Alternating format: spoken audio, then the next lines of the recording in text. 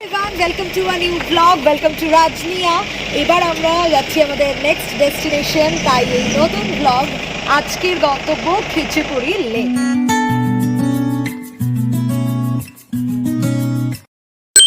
এই লেক নিয়ে অনেক ইতিহাস রয়েছে, অনেক গল্প রয়েছে। তো আমরা এই লেক ঘুরে দেখব। গাড়ি থেকে নেমে তোমাকে 10 থেকে 15 মিনিট হাঁটতে হবে। আসলে কতটা হাঁটতে হবে, হেঁটে এই খেচুপুরি লেকে যাওয়া যাবে, সেই সব আপডেট জানাবো। চলো এখন যাওয়া যাক, দেখি কেমন রাস্তা। আর এই লেক কিন্তু ইচ্ছে পূরণ করে, তাই কি কি গল্প আছে যেতে যেতেই বলবো। এই পুরো এরিয়াটা কার পার্কিং এরিয়া, পেছনেও যেখানে গাড়ি রাখলাম ওটাও কার পার্কিং এরিয়া।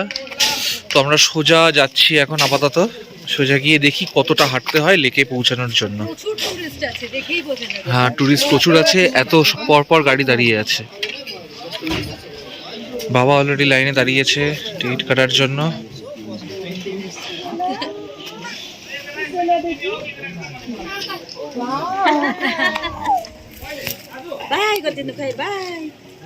এই জিনিসগুলো বিক্রি হয়, ওই দেখো মাছ, মাছকে দেখো খাওয়ানোর জন্য। মাছ দেখো, প্রচুর মাছ, এবং সবাই দেখো এটা আমি মাছকে খাওয়াচ্ছে। এটা আমি পেয়েছিলাম একটা জায়গায়, ডুয়ার্সে। এটা ফিশ ফিডিং জোনই, ফিশ ফিডিং জোন এটা। হ্যাঁ, তো এই রাস্তা থেকে আমরা হেঁটে যাব খেচুপুরি লেকের দিকে। কিন্তু তার আগে এটা পড়বে, এখানে মাছকে খাইয়ে, কারণ এখানে পূজা করা হয় ঠিক এইভাবেই, লাইক আমরা যেরকম খেতে দিই ঠাকুরকে, তো এখানে বলছে যে সেরকম ভাবেই দেখা হয়, তাই জন্য এই প্যাকেটগুলো বিক্রি হয়। 30 রুপিস পার প্যাকেট। এবার মাছ কিলবিল করছে। হ্যাঁ, 30 রুপিস পার প্যাকেট। দেখে কতটা তো থাকবে না। এই দেখো মাছ, দেখো আসছে, দেখো মাছটা কত পরিমাণ মাছ দেখো, ওরে বাপ রে বাপ। এখানে দিলে এখানেও চলে আসবে। ওই যে ওইখানটায় চলে, ওকে এইখানটায়। না, এখানে দাও না, এখানে দাও। এখানে দেবো? হ্যাঁ, দাও দাও বাপরে দাও। এখানেও চলে আসবে। এই দেখো এসে যাচ্ছে। হ্যাঁ,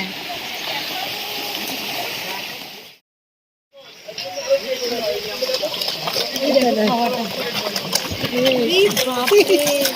এটাও খেতে ভালোবাসে বিস্কুট। দাও দাও। আর সব মাছ জড়ো হয়ে যাচ্ছে, দেখি। এই দেখো, দাও দাও। এক জায়গায় দিতে বারণ করলো। ওই দেখো, ওই দেখো, যেখানেই দেওয়া হচ্ছে চলে আসছে। ফিডিং জোন থেকে এবার আমরা হাঁটতে শুরু করলাম খেচুপেরি লেকের দিকে। সিকিমের এক শান্ত পাহাড়ি গ্রাম, গাছের ফাঁক থেকে যেন নরম কুয়াশা মাঝে মাঝেই ভেসে আসে, আর সেখানেই লুকিয়ে আছে এই রহস্যময় লেক খেচুপেরি। এইখানে এরকম ভাবেই সবাই একটার পর একটা খুঁড়ি দিয়ে উইশ জানায়। তো বাপিও ছোট্ট ছোট্ট, এখানে এখন আর তেমন নেই, তাই ছোট্ট ছোট্ট 3টে বাপি এরকম নিয়েছে সাজিয়ে দেওয়ার জন্য। নিজের, আর পড়ে যেতে পারে, নিজের মতো করে বাপি নিজের উইশটা জানাচ্ছে। দেখো, তার কারণ হচ্ছে এরকম প্রচুর রয়েছে, শুধু এইটা না, এটা যেরকম সাজানো হলো, কেউ এটা সাজিয়েছে, আর এই জায়গাটায় তো প্রচুর আছে। এই দেখো, এইভাবে একটার পর একটা খুঁড়ি দিয়ে, জীবু তাই ছোট্ট ছোট্ট খুঁড়ি পেয়েছে। এই তো হয়ে গেছে একদম। ব্যাস, এবারে উইশ জানিয়ে দাও।